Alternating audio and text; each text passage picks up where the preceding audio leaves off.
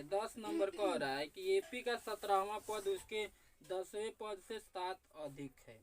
यानी जो 17 नंबर मेरा पद है 10वां पद से 7 अधिक है, तो सार व अंतर यानी डी कह रहा है निकालने के लिए। तो ए 17 पद कह रहा था और फिर बोल रहा था 10वें पद से 7 अधिक है, तो ए 10 प्लस 7 अधिक कर दिए, जैसे कह रहा था उसके अनुसार लिख दिए। अब देखिए जब 17वां है तो एक पद कम करके निकालते हैं, तो ए प्लस 16 डी हो गया। इधर क्या हो गया, ए प्लस 9 डी यानी 10वां कह रहा है तो ए प्लस 9 डी हो गया, प्लस 7 उतार दिए। तो अब देखो ये दो को जो है इधर ले आ दिए हैं बराबर के इस पार, तो ए प्लस में है तो माइनस में आ गया, ये भी प्लस में है तो माइनस में आ गया, इसको छोड़ दिए ए पार ही। तो प्लस माइनस खत्म हो गया, 16 में से 9 हो गया 7 डी बराबर 7, डी बराबर 7 गुणा में है तो भाग में चल जाएगा, 7 एकम 7 कट जाएगा। तो यही कह रहा था डी का मान निकलने के लिए। तो मेरा सर्वांतर कितना आया, 1 आया।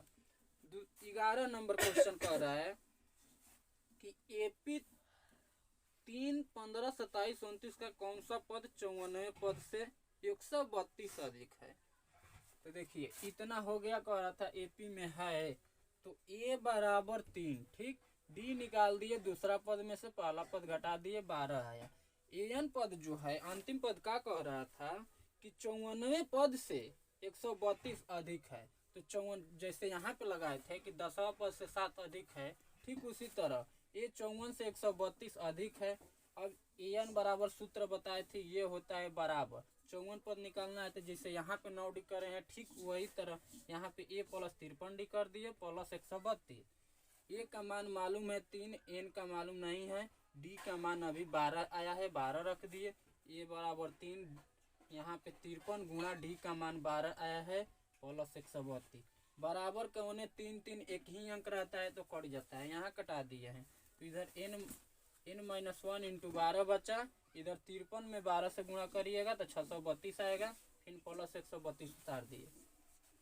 इतना इतना जोड़े तो 6 2 8 हो गया, 3 3 6 6 एकम 7 768 आ गया। ये जो गुणा में है 12 इसको क्या किए ले आए तो भागा में आ गया, तो 64 बार में कटा, ठीक।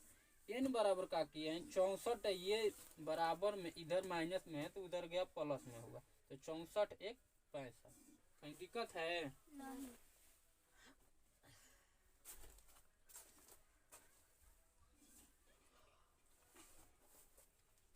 सांस मत लो, बनाओ।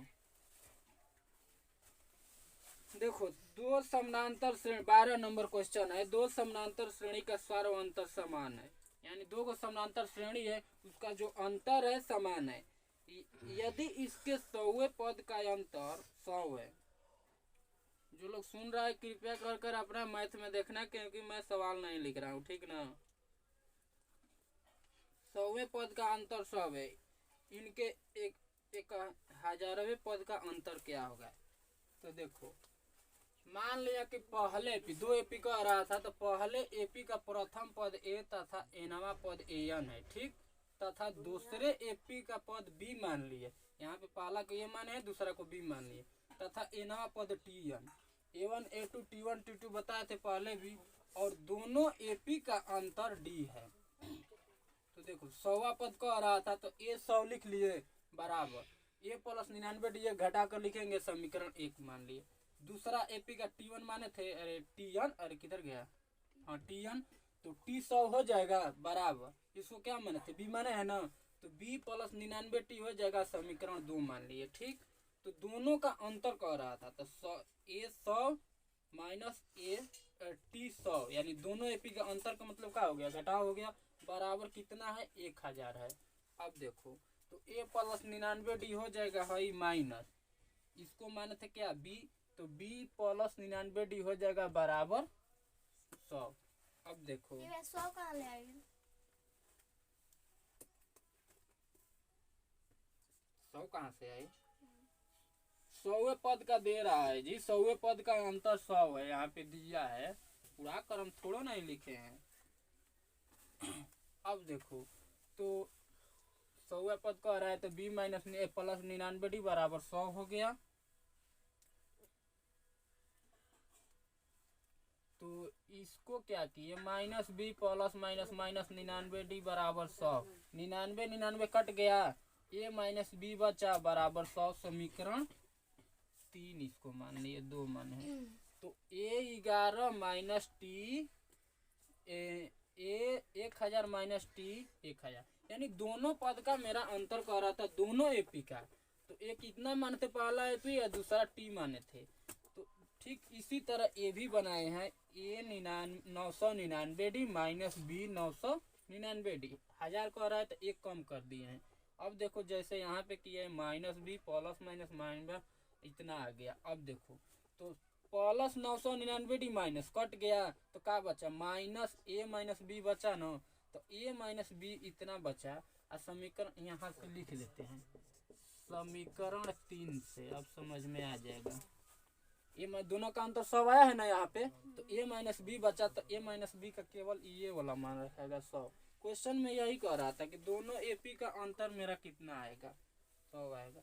अब कहीं दिक्कत है नहीं।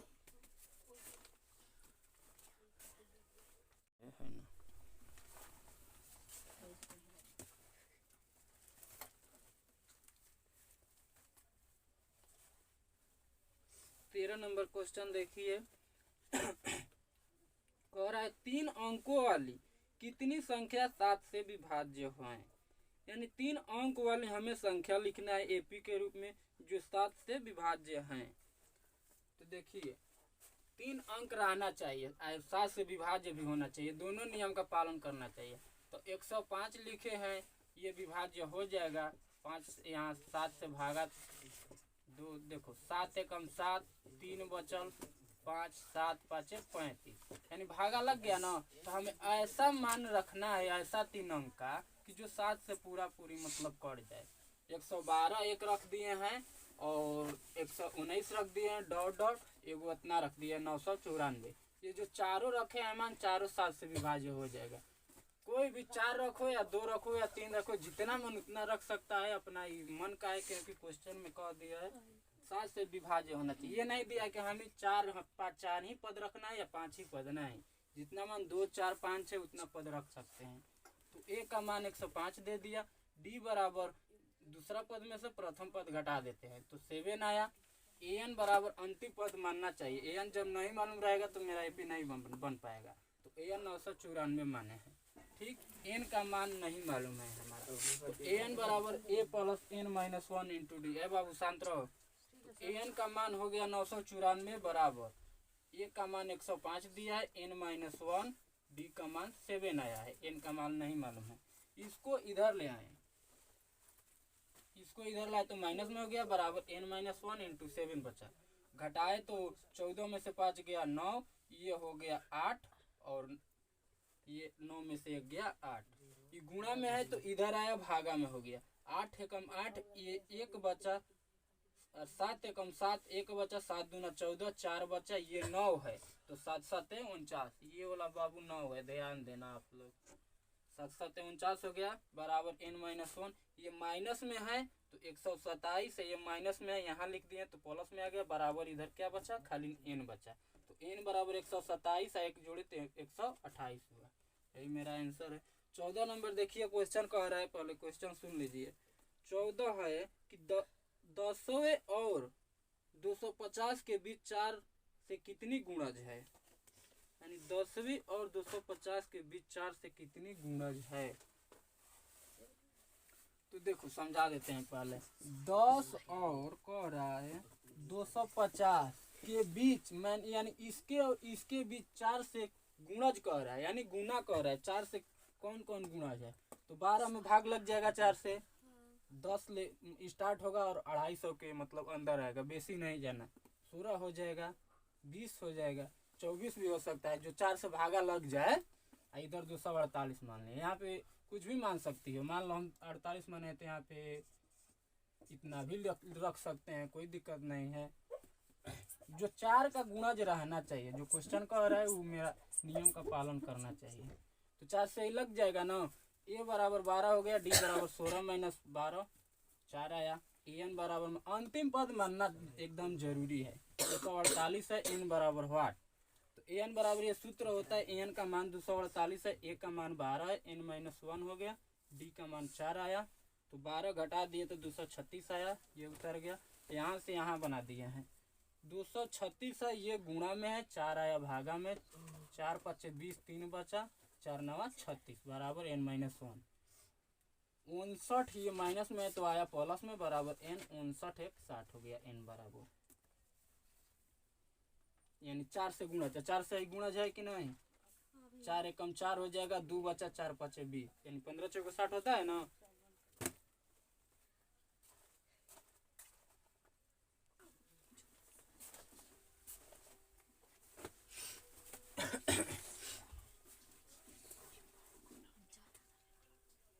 नंबर है जी ना 15। देखो 15 कह रहा है कि n के किसी मान के लिए दो समानांतर श्रेणियों, दो गो श्रेणी दिया है। एक श्रेणी मेरा दिया समांतर श्रेणी 63, 65, 67 डॉट डॉट। ठीक, पहले इसको हल कर लेते हैं। a बराबर 63 हो गया, d बराबर 65 माइनस 63 घटा 2 बचा, n बराबर सूत्र ये होता है nवा पद यानी अंतिम पद नहीं ना मालूम है, तो n बराबर ये होता है 63 और n-1 d का मान 2 है, गुणा, यहाँ पे गुणा है तो गुणा कर दिया, 2n हो गया माइनस 2 एकम 2, 63 हमें 2 घटा 61, यहाँ पे 2n बचा।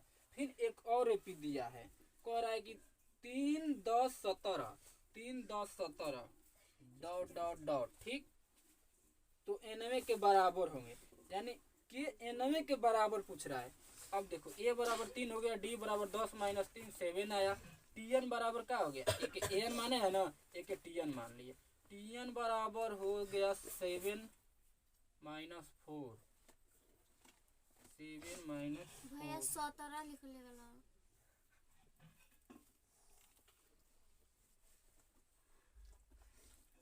17 दिया है जी।